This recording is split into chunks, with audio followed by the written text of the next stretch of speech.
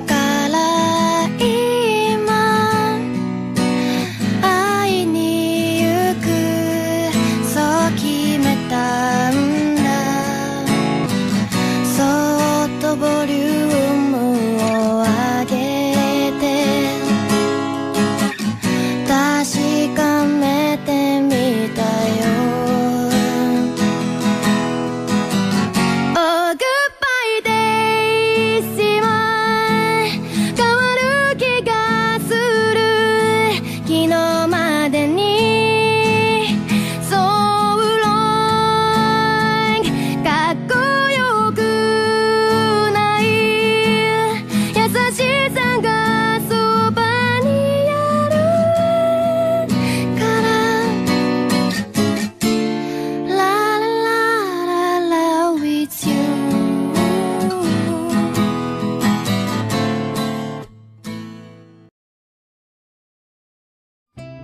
Hai Mabos geng, gimana kabar kalian? Semoga kita selalu diberi kesehatan ya. Dan juga jangan lupa untuk selalu bersyukur. Karena di video ini saya akan membawakan sebuah alur film mengenai seorang pengidap penyakit langka yang sedang jatuh cinta. Namun di tengah kondisinya yang semakin hari semakin kritis, sempatkah dia mengungkapkan perasaannya itu? Dalam nih kayaknya. Film ini berjudul Tayo no Uta atau Midnight Sun yang dirilis tahun 2006. Juga sempat dibuat remake dalam versi barat di tahun 2018 kalau nggak salah. Tapi yang mau dibahas di video ini adalah yang versi Jepang. Selain lagu soundtrack dan suara penyanyinya bisa bikin merinding bulu jempol kaki kalian, film ini juga dibintangi langsung sama penyanyinya, yaitu Yui. Tanpa berlama-lama, langsung kita simak aja alurnya. Dan selamat datang kembali di Panel Story. Sorry ass DJ.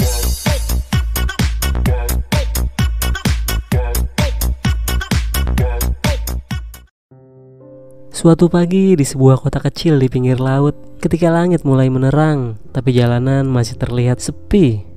Seorang gadis tengah duduk dan memandang ke arah luar dari samping jendela kamarnya yang terletak di lantai 2. Gadis berambut panjang itu bernama Kaoru dan sudah menjadi kebiasaannya duduk termenung dan menatap keluar jendela saat pagi.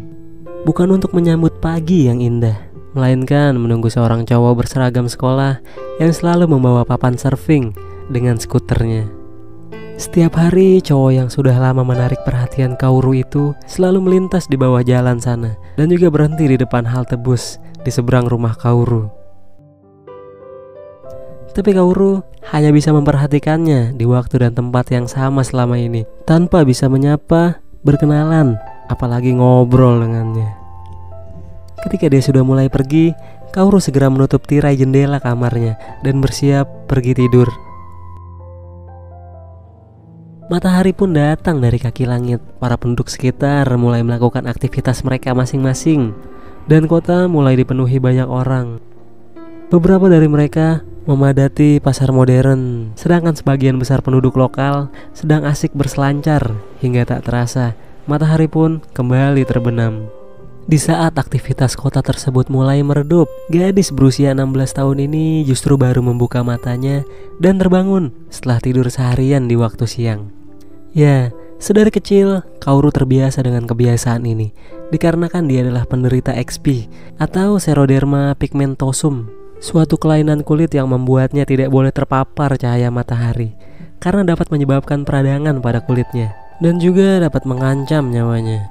Kaoru yang merupakan anak tunggal yang tinggal dengan keluarganya berencana pergi keluar malam ini. Kemudian ibunya memperingatkan agar dia pulang sebelum matahari terbit. Setelah makan malam, Kaoru pun pergi dan menuju tempat di mana dia biasa menghabiskan waktu pada malam hari.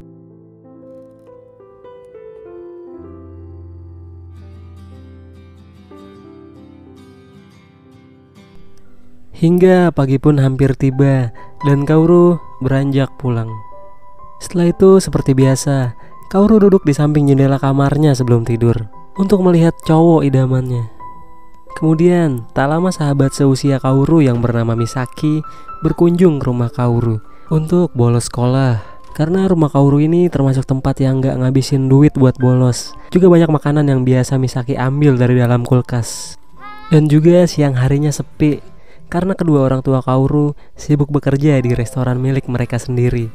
Di situ ibunya berprofesi sebagai pelayan, sedangkan ayahnya adalah koki di restoran yang dinamai sama seperti anak mereka. Saat malam tiba, Kaoru seperti biasa mendatangi tempat nongkrongnya untuk bermain gitar. Tapi kali ini dia ditemani oleh Misaki. Saat asik menyanyikan lagu sambil mengocok Misaki yang diperhatikan gitarnya, kebalik. Saat asik menyanyikan lagu sambil mengocok gitarnya dengan diperhatikan Misaki, tiba-tiba dia terdiam dan pandangannya tertuju pada cowok idolanya yang kebetulan lewat di depannya. Misaki kemudian bertanya pada Kaoru, apakah dia mengenalnya? Tapi Kaoru malah menyerahkan gitarnya kepada Misaki dan segera berlari untuk mengejar cowok tersebut.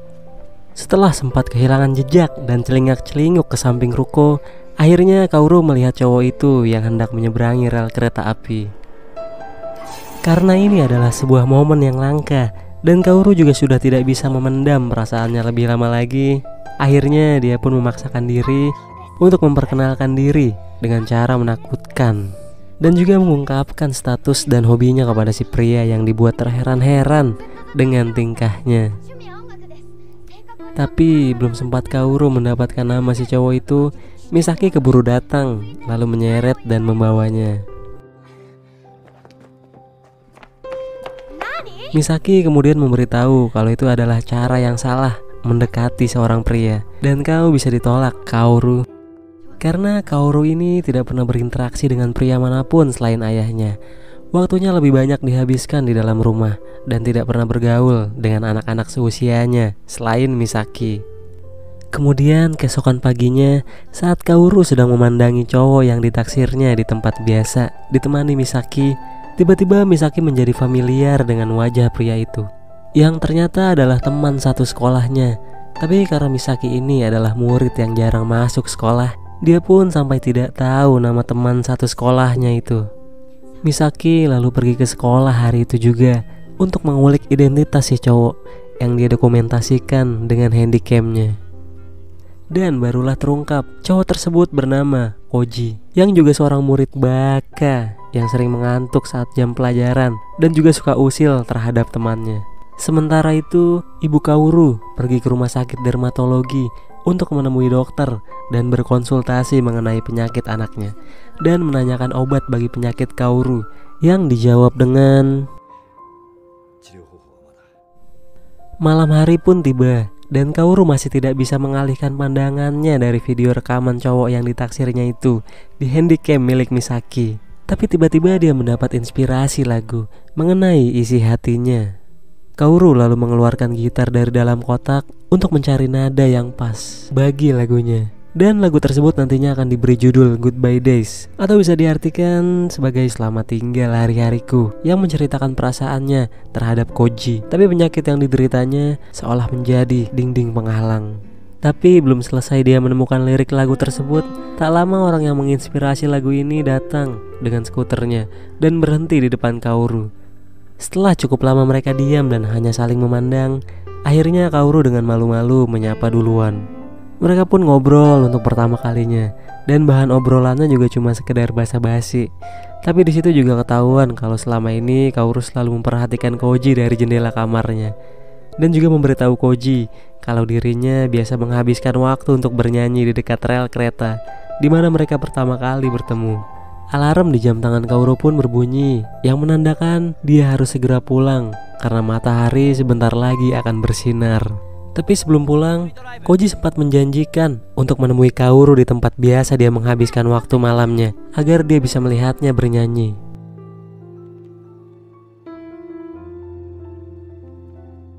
Besok harinya pun tiba, bertepatan dengan hari libur semester sekolah. Koji menemui Kaoru di tempat janjian. Tapi tempat tersebut sudah diambil oleh pengamen yang datang duluan. Kaoru pun tidak dapat bernyanyi pada malam itu. Lalu, Koji mengajak Kaoru ke tempat lain yang lebih ramai di kota. Kaoru yang baru pertama kali ini naik motor sempat kebingungan saat memasang tali helm. Ini juga menjadi pertama kali baginya bermain-main hingga ke pusat kota. Dan Kaoru pun terlihat senang pada malam itu.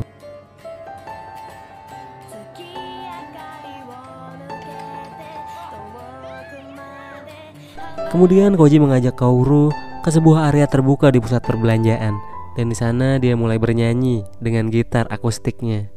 Suara Kaoru yang merdu pun seketika menarik perhatian banyak orang. Dari dia bernyanyi sambil berdiri sampai dia duduk, gak ada satupun yang meninggalkan tempat tersebut, dan malah makin bertambah ramai.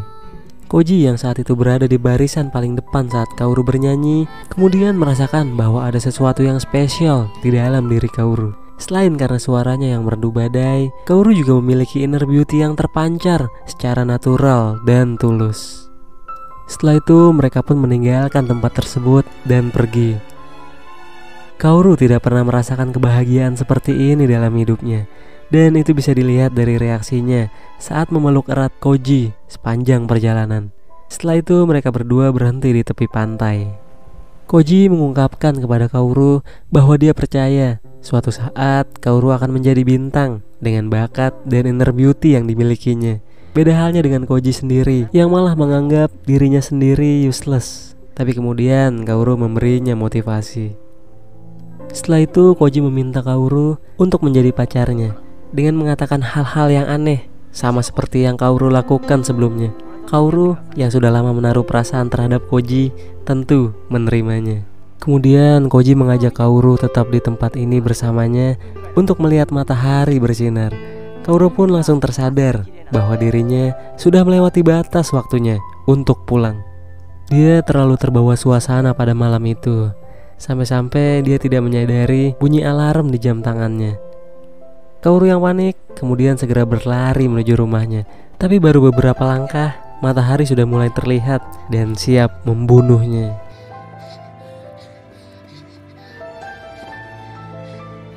Koji yang belum mengetahui penyakit Kaoru kemudian berusaha mengejar untuk memboncengnya pulang. Sesampainya di rumah, Kaoru tidak memikirkan apapun kecuali berlari menyelamatkan diri dari sinar matahari yang datang. Dia pun sampai di dalam rumah, walaupun sedikit sinar matahari mengenai bagian tubuhnya.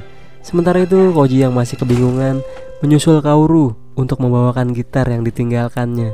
Setelah itu Koji pun pergi. Tapi di depan dia bertemu dengan Misaki dan orang tua Kaoru yang mencari Kaoru dari subuh. Misaki lalu memberinya hadiah sebelum pulang karena Koji baru mengantar Kaoru pulang jam segini. Tapi Koji kini mengetahui mengenai penyakit Kaoru dari Misaki yang dapat membunuh Kaoru sewaktu-waktu jika terkena sinar matahari. Tak lama setelah itu Kaoru segera dilarikan ke rumah sakit untuk menjalani pemeriksaan. Dan kedua orang tuanya pun bersyukur karena efek sinar matahari tidak begitu berpengaruh pada Kaoru kali ini, hanya membuat peradangan pada bagian kulit tangannya. Setelah itu Kaoru diperbolehkan pulang. Dalam perjalanan pulang, ayahnya mengatakan siapa laki-laki yang mengantarnya pulang tadi pagi, dan apakah dia pacarmu? Kemudian Kaoru menjawab jika hubungannya sudah dianggap berakhir, padahal baru jadian kan. Dikarenakan penyakit yang dideritanya saat ini tidak memungkinkan dirinya untuk menjalani hubungan dengan laki-laki yang memiliki kehidupan normal serta masa depan yang masih panjang, seolah dia sudah tidak memiliki harapan untuk dapat hidup lebih lama lagi.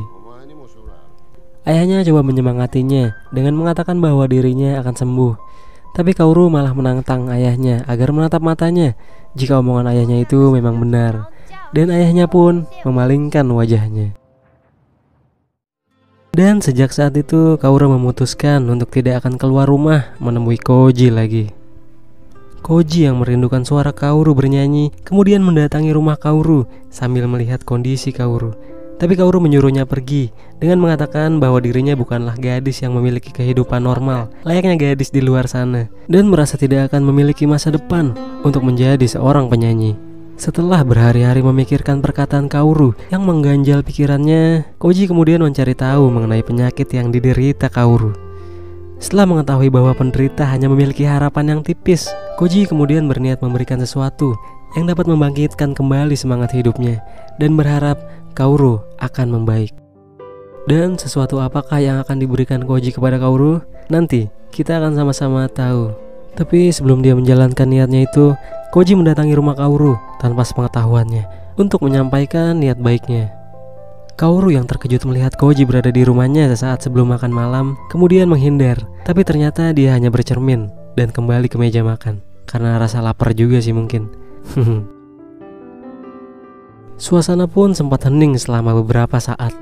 Lalu Kaoru yang merasa heran mengapa Koji masih saja datang menemuinya, kemudian menanyakan untuk apa lagi dia masih menemuinya. Koji kemudian menghampiri lalu menyodorkan sebuah brosur studio rekaman kepada Kaoru. Koji yang sangat terobsesi dengan suara Kaoru saat bernyanyi, kemudian meminta dirinya agar bersedia mengabadikan suaranya pada kaset CD di sebuah label rekaman. Karena pada saat itu masih zaman-zamannya CD ya. Dan karena bernyanyi merupakan satu-satunya hobi Kaoru sejak dulu, dia pun tidak bisa menolaknya. Ayah Kaoru sebenarnya menawarkan bantuan keuangan kepada Koji, tapi ditolak oleh Koji sendiri karena dia ingin bertanggung jawab dengan niatnya tersebut. Udah mending duit si om dipakai buat terapi penyembuhan Kaoru aja. Dari situ Koji mulai menjual barang-barang miliknya dan juga mulai bekerja part-time membersihkan kapal-kapal di dermaga dengan upah 20.000 yen atau 2,3 juta rupiah per hari jika dia mampu membersihkan seluruh kapal di dermaga tersebut, yang artinya dia harus bekerja selama 10 hari untuk memenuhi biaya rekaman Kaoru. Sementara itu Kaoru juga sibuk melatih suaranya dan mempersiapkan lagu untuk dibawa ke studio rekaman nanti. Singkat cerita, saat Kaoru sedang latihan di kamar ditemani Misaki, kemudian tiba-tiba jari pada tangan kirinya menjadi kaku yang membuatnya kesulitan untuk menekan senar gitar. Kaoru berpikir mungkin dia hanya kelelahan. Kemudian dia keluar kamar untuk beristirahat sebentar. Setelah itu dia kembali masuk dan memainkan gitarnya kembali. Awalnya jarinya kembali normal, tapi tidak lama kemudian jarinya malah tidak berfungsi dan tidak bisa digerakkan. Dia pun menjadi sedih karena itu. Setelah itu Kaoru dilarikan kembali ke rumah sakit untuk dilakukan pemeriksaan lebih lanjut, dan dokter yang saat itu memeriksa keadaan Kaoru mendiagnosa bahwa otak Kaoru mulai mengalami pengerutan yang menyebabkan dia akan mengalami kelumpuhan sebentar lagi. Lalu setelah itu dia akan mati. Setelah mendengar perkataan dokter tersebut, ayah Kaoru segera meninggalkan ruangan dan berlari menuju lobi rumah sakit. Dokter itu pun menyusul untuk mencoba menenangkan dirinya. Dalam keadaan terpukul setelah mengetahui umur putrinya tidak panjang lagi, ayah Kaoru pun menangis dan mengatakan kenapa hal ini bisa terjadi pada anak satu-satunya yang dia miliki. Seolah usaha untuk menyelamatkan Kaoru selama ini sia-sia. Karena Kaoru sejak kecil selalu dipukul dan dikunci di kamar saat dirinya memaksa untuk diizinkan pergi keluar kepada ayahnya. Di malam berikutnya Koji datang untuk menjenguk Kaoru yang sedang terbaring lemah di kamarnya. Kemudian Kaoru memberitahu spot yang biasa dia gunakan untuk memandangi dirinya setiap pagi. Kaoru juga menceritakan pertama kalinya dia melihat dan jatuh cinta kepada kekonyolan Koji dari situ.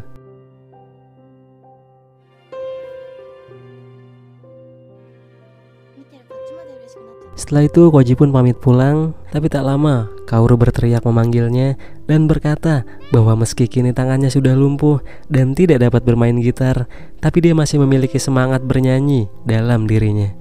Dan mengatakan sudah mempersiapkan lagu yang dia ciptakan untuk Koji untuk dibawa ke studio rekaman nanti.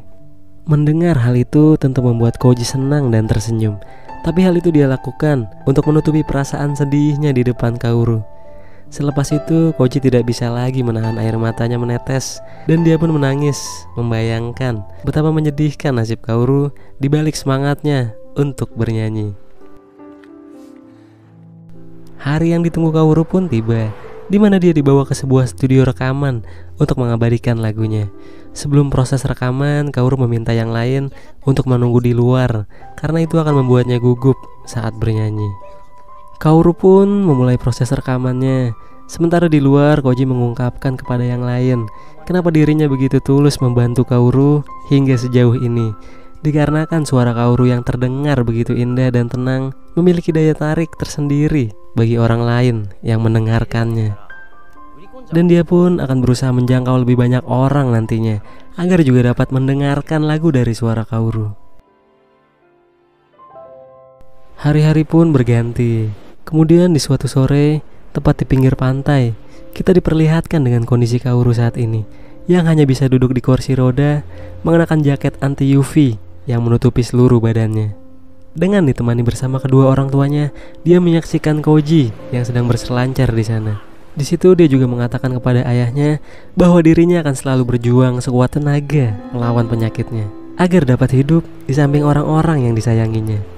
Tapi takdir berkata lain. Indahnya matahari di sore itu menjadi pemandangan pertama dan terakhir kalinya bagi Kaoru. Tak lama setelah itu, Kaoru pun menutup usia. Petinya dipenuhi dengan bunga matahari yang juga melambangkan bagi semangat hidupnya dulu.